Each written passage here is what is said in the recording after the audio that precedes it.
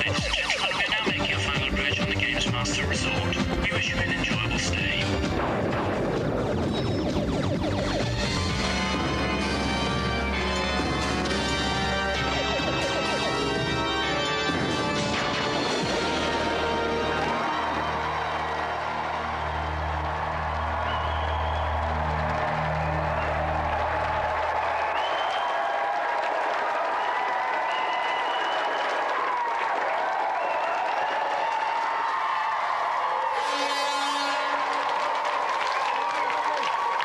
Thank you.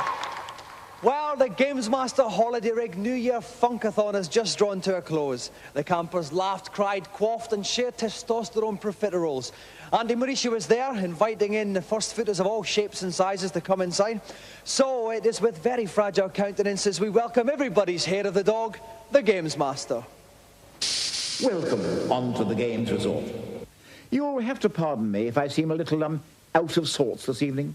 I think the festive season has left me a little the worse for wear. Anyway, tonight's first sortie is an Antipodean jaunt on Tasmania. To satisfy me, the Tasmanian devil needs to be guided through the second level of Badlands in under 2 minutes. Don't forget to whirl like a cyclone as... Confound it. Dash those blasted seagulls. Oh well, good luck then. And tonight's Tasman Devil from the cheesy wastes of Cheshire, please welcome Nick Kapoor.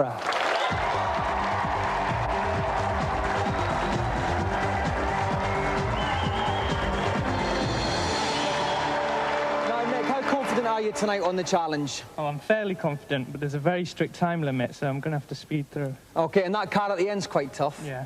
Well, we wish you all the best, Nick. If you'd like to prop yourself down on the games playing chair, we'll get ready to start. And aiding and abetting me for this challenge is Neil West from Mega. Welcome, Neil. Thanks, Dominic. It's fab to be here. Okay, Neil, now this is quite a tough challenge. He's got to complete both parts of Section 1 and wallop the end of level car. Any tips? Yeah, there's a long way to go. All he's got to remember is that if he's spinning when he jumps, then he covers an awful lot more ground in a lot less time. So I'd recommend that. And don't eat bombs. Okay then, Nick, are you ready? Yeah. Then your 2 minutes begin now. Okay, he's off. Now, he's jumped straight over the first lot of chilies. I think that's probably a mistake. If he eats the chilies, it gives Taz fire breath with which he can take out baddies. Okay, now he also walloped a little, he's walloping cartons. Yeah, that's right. Now, that's okay. Those little cartons, those little capsules, they give him extra energy, but he's still got all his energy left, so he doesn't need them yet. Okay. But later on in the challenge, he might have to take some of those on board. He's going at a feral pace. Oh no, he's in the quicksand. Yeah, all he's got to do is keep jumping and he's safe. Now, if he makes full use of his spin attack, then he doesn't actually have to get in the quicksand at all. He can miss all of it out.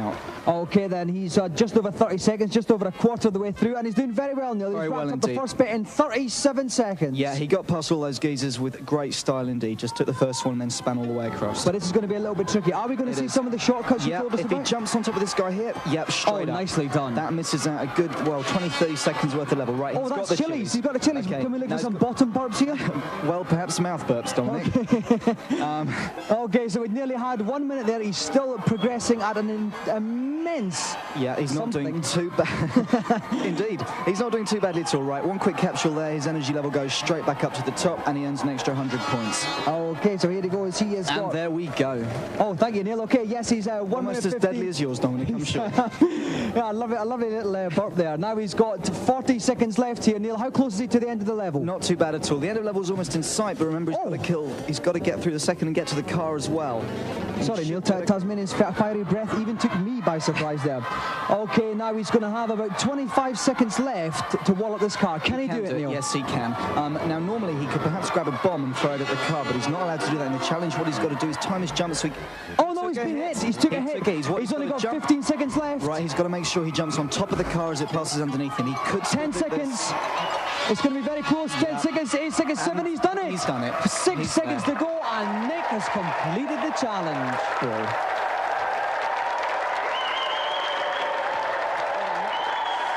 Now, Nick, the chili was quite impressive there, but towards the end you got a couple of wallops from the car there. Were you worried at all then? Well, yeah, but I knew I could still do it.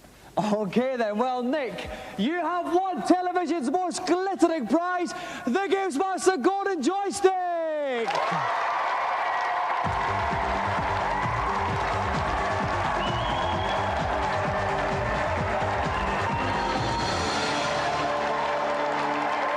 So let's give another round of applause for tonight's competitor, Nick Kapoor!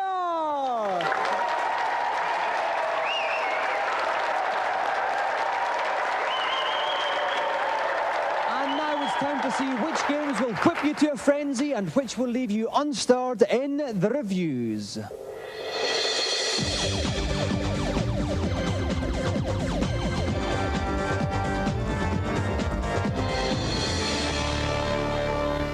This week, it's everything from Milky Ways to Uranus as we study sci-fi games. First up, extraterrestrial gun-toting tomfoolery and a console bat with warp speed. There are many words you could use to describe warp speed, but unfortunately, all of them have got 4 letters. Too much emphasis on graphics, too much emphasis on, oh, look what the SNES can do, and very little on gameplay or longevity. At the end of the day, I think that warp speed is a missed opportunity. There's plenty of scope and plenty of potential for a really excellent 3D space combat game on the Super NES. Unfortunately, this just ain't the one.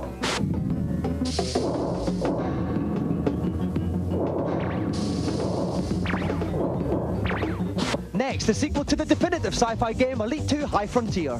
Well, the freedom, again, is the main attraction of this game. You can be a ruthless pirate, killing everything and scavenging everything, or you can be a bum-licking merchant.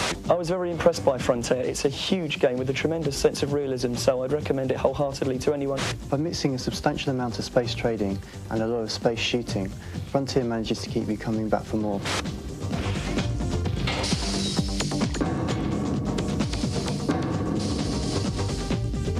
Finally, penetrate what looks like gaping galactic polar mints in Eye of the Storm.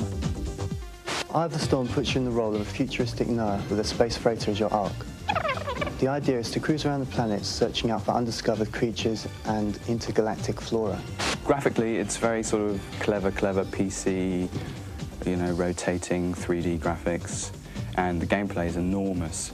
Ultimately, I think Eye of the Storm's appeal is limited, not because it's a small game, it's actually very large, but because all the things that you can do are not particularly that interesting.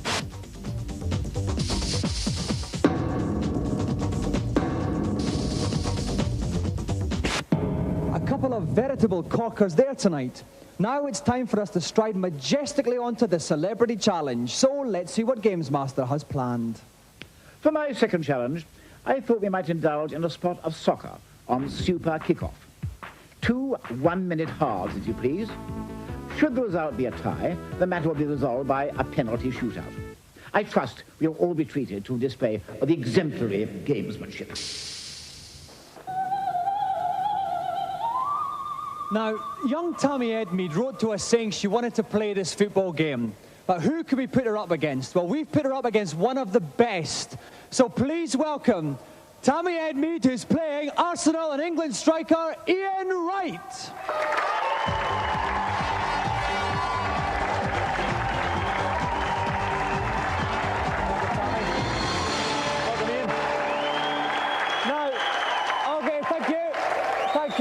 Now, Tammy, there may be a lot of people sitting at home, a lot of conservative people thinking, what's a girl doing playing a football game? But you play football yourself, don't you?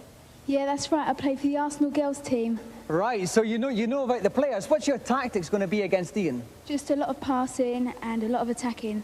Okay then, now Ian, you are probably the most feared striker in the Premier League, but how are you going to get the ball to your front men? I think I'm going to play the long ball game. If that don't work, then I'll have to wait to go to penalties. Okay then, it looks like you're the pre-match favourite slightly, Tammy. If you'd like to sit down in the right-hand chair, Ian in the left, and we'll get ready for kick-off.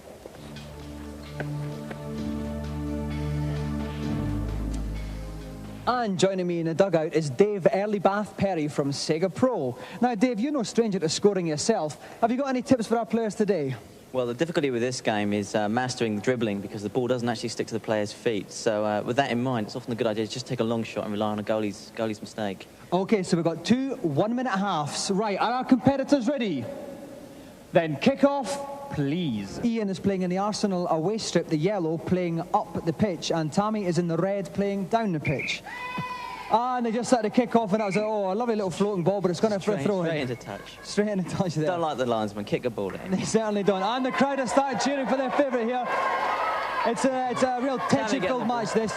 Oh, and here comes Tammy right to the pitch here. Oh no, Ian takes it back. Lovely little turn on the ball, but Tammy's got it. It's a real battle in midfield here. Tammy's had the most of the forward action. It's definitely Tammy. She's definitely got more control. She plays a lot of football games at home. Yeah, she's a lovely little dribbler, isn't she? Once getting long shots, getting no power on them though. How can you get more power on your shots, Dave? Good power. Mainly by holding down the B button when you fire. You just get that little bit more power. And a quick stab does it. Okay, here comes Ian on the break. His man's giving away. His man follows him up. Oh! Straight to the goalie. Like I said, it's often best to take a long shot rather than take it in near the goalie, because these goalies are pretty good. Oh no, but Ian's picked it up nicely. Ian's dribbling up number 2. What a brilliant display. He's up to the goal. Oh, but he gives it away. But Ian's picked it up again. Ian's dribbling up. He's at the outside of the box. He shoots. Shot. Oh, let's get too close to the goalie. Out he came. I tell you what, Ian's defenders make lovely strikers. That's right. Oh, and it's half-time, and the score is 0-0.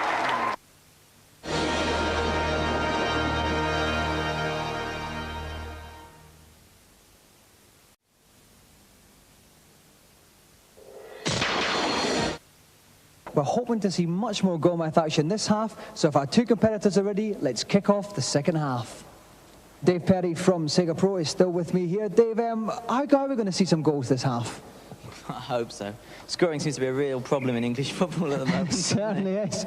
Maybe they'll draft in Warren Beatty or Prince Charles. Okay. Okay, so we've got Ian is in the yellow. Straight back to the goalie again. In the red kit playing up. Now here comes Ian right. He's got it, but he didn't get very far. Here comes Tammy again. My money's on Tammy at the moment. Oh no, but that's still not getting anywhere. Ian's got it. Oh my God! Foul by Tammy. Oh, Tammy's got a yellow card. Yellow. Quite right too. Free kick. Ian sends it mysteriously across the pitch, but it's picked up by his number 8. It certainly is really, really bad here. Okay, we've got number 4 again. Tammy coming up the pitch, but it's all Tammy number 4's got it. This ball gets everywhere. Sprawling save. That's the closest it comes out goal so far, Dave. The goalie turned into a stretched blob. Certainly did. Brilliant. Putty goalie there. Here's number 2 again. Number 2 and number 4 for Tammy. Come on, there's only 30 seconds left. Number 4. To get a goal at the death of the 10 game. and 4. There's several 10 and 4s in Tammy's side. Ian picks it up again. He's running up. There's only 6 seconds left. Is he going to score in the end? He runs it up. He dribbles the goal. He gets it. But just running out of time. The referee looks at his watch and he blows the final whistle. The game has ended in a 0-0 draw. So, Dave, it's penalties. So unfortunately, this titanic midfield battle has ended in a 0-0 draw. So now we're going on to penalties. Each team has 5 penalties each. If it's still level at the end of it, it goes on to sudden death. So Ian Wright, if you'd like to step up to take the first penalty. Okay, Dave, hopefully we're going to see a goal here. What's the control method on the I'd like to think so. Basically with penalties, what will happen is the players will step to the ball, there'll be an arrow in front of the goal, and you have to press the fire button just when that arrow's where you want to put the ball. Oh, yes! Beautiful. Right in the corner. Goal!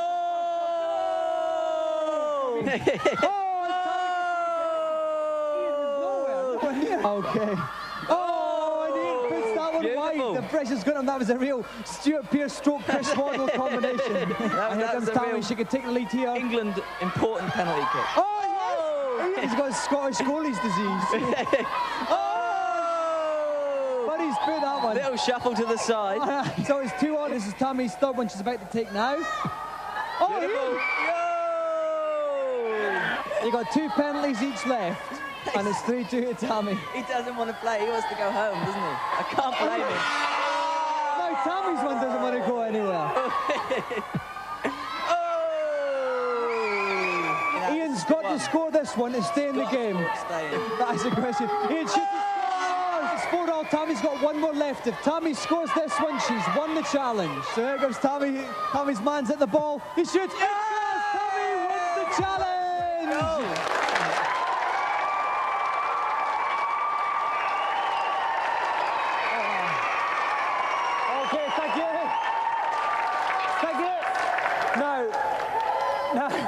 Ian, you got the draw like you were hoping for. You went to penalties. But talk us through your goalkeeper. What was he doing? I don't know. He wasn't moving when I was pressing him to move. I don't know what was wrong with him. But the way the game went, Tammy played a lot better than me. I think she deserved to win in the end. Okay. So well done, Tammy. You've beaten Ian's one of your footballing heroes, isn't he? Yeah, he's brilliant. Oh, that's good. Okay, well, Tammy, because you've beaten Ian, you are the proud winner of television's most glittering prize, the Gamesmaster's Golden Joystick.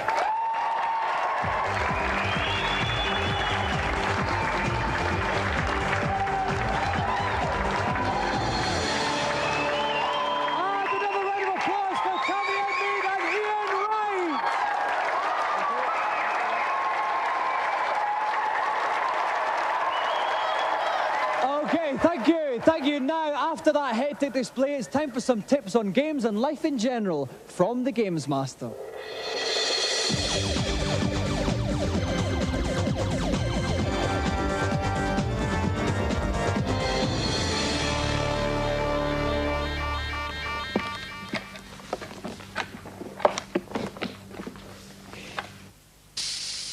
Hello, Gamesmaster. Welcome up to the helipad. What is it that's troubling you? On Zelda 3, I cannot get to the second part of the Skull Forest dungeon. Please, can you help me? At the top left of the forest, you'll find a large animal skull. Burn this with the fire rod to reveal the entrance. Thanks very much. No problem whatsoever. Next, please. Hello, Gamesmaster. I'm sorry, but that haircut isn't good enough. I'll have another, please. Hi, Gamesmaster. That's better. What can I do for you? I'm Kid Chameleon. I hear there's a warp to the final guardian of the game. Where should I be looking? At the end of Blue Lake Woods 2 area, instead of touching the flag, jump onto the bonus block above and press the following combination. Diagonally, downright on the joypad, then jump and the special buttons together. You should then warp onto the final boss. Makes a mockery of £39.99, doesn't it? Thank you, Gamesmaster. I think we'll have just one more. Hi, Gamesmaster. Hello, young whippersnapper. For Smash TV on the SNES, is there any way I can make the game easier for myself? There is, my boy, but remember, cheats never prosper. So keep this one to yourself. Select Skill from the options screen. Now hold down the L and R buttons before pushing up on the joypad. If you've done this correctly, you will hear bingo. Bingo! And the secret options screen will appear where you can choose to have up to 7 lives and 7 continues. Thanks a lot. Those words of wisdom conclude tonight's consultation. Later. Some more good old-fashioned solutions to modern-day problems. Now it's back to the slightly misshapen headed one for tonight's final challenge. Back so soon? The appetites of boy racers everywhere will be sated by my last offering for tonight. A high-speed encounter on Nigel Mansell World Championship. Each contestant has one go to record the fastest possible lap time. Don't forget to fasten your seatbelts. For this challenge, we have a bourgeois v proletariat struggle Lenin himself would have been proud of. Please welcome Clive Burden and his boss, Richard Walkling. Welcome,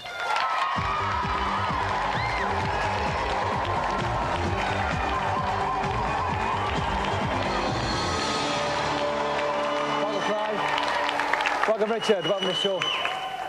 Now, first of all, Clive, is it the case with Richard that you guys have to do all the work and he sits in the office practicing games? Definitely that.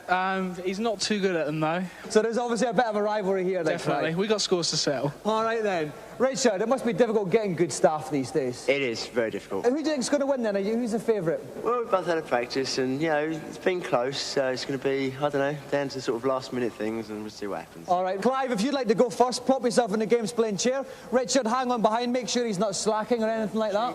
Exactly. We'll get ready to start.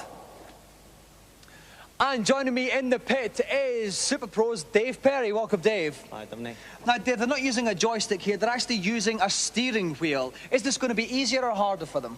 Well, the idea of the steering wheel is that it gives you the feeling of being there. And for some people might find it easier, but it's a matter of personal preference, really. OK, each of our challengers have 1 lap each. Whoever does the fastest time wins the challenge. Clive's going first. Are you ready, Clive?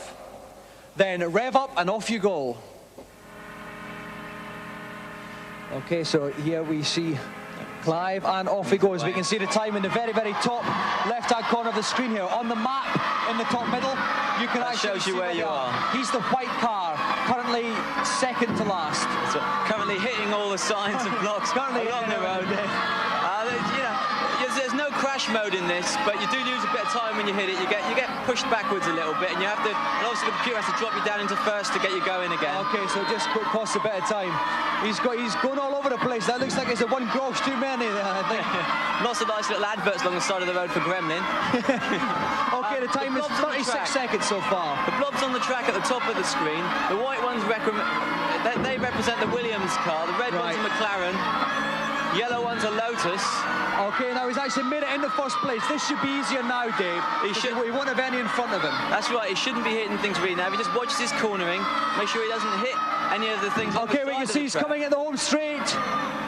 Just after this bit, oh no, someone's been overtaken him. It's going to slow him down a bit. Seriously affect 1 minute, 3 seconds. He's out of the tunnel. Just around the final bend here. Here he comes towards the finishing line. And the time is 1 minute, 10 seconds, .70.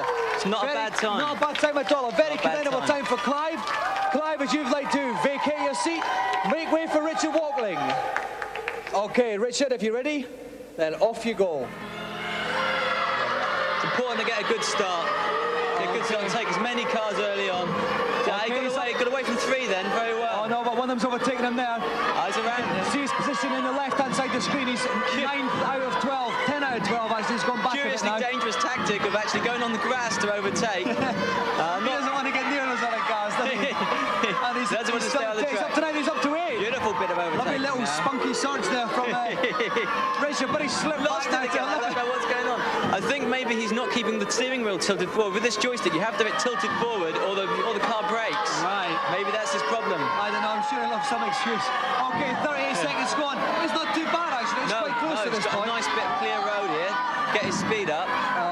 Think a bit more about his cornering. He's swinging out wide, hitting the signs. Right, because as before with Clive, every time you hit something, it does slow you down. Oh dear. Yes, it does. Caught out with there. 54 seconds. Okay, the time wants to be his 1 minute 10. There's no excuse for this, really. There's no cars on the road in front of him. He shouldn't be hitting. He's up to 6th place. He's gone 1 minute. It's going to be quite close though, actually, Dave. He's got about 6 seconds now.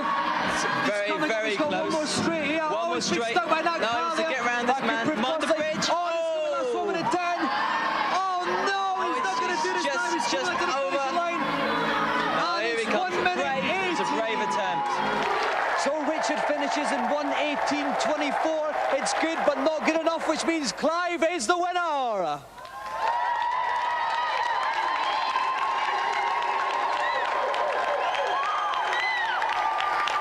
Settle down a bit.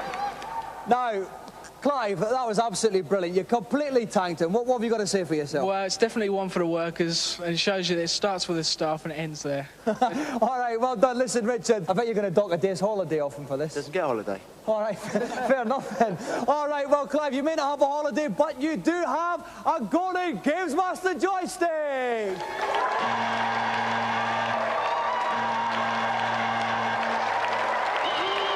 So let's give another round of applause for Clive Barton and Richard Walkling.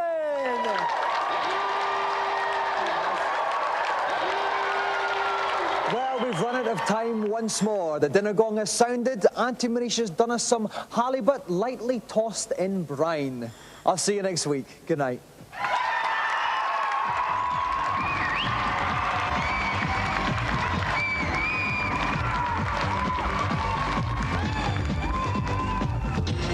The Gamesmaster Club is open to all our viewers. It costs £11.15 for a year's membership. To find out more about what you get, either send a large stamped addressed envelope to the Gamesmaster Club, PO Box 91, London E14 9GT. Or you can ring this number, 0891 600 123. Calls cost 36p a minute, cheap rate, and 48p at all other times.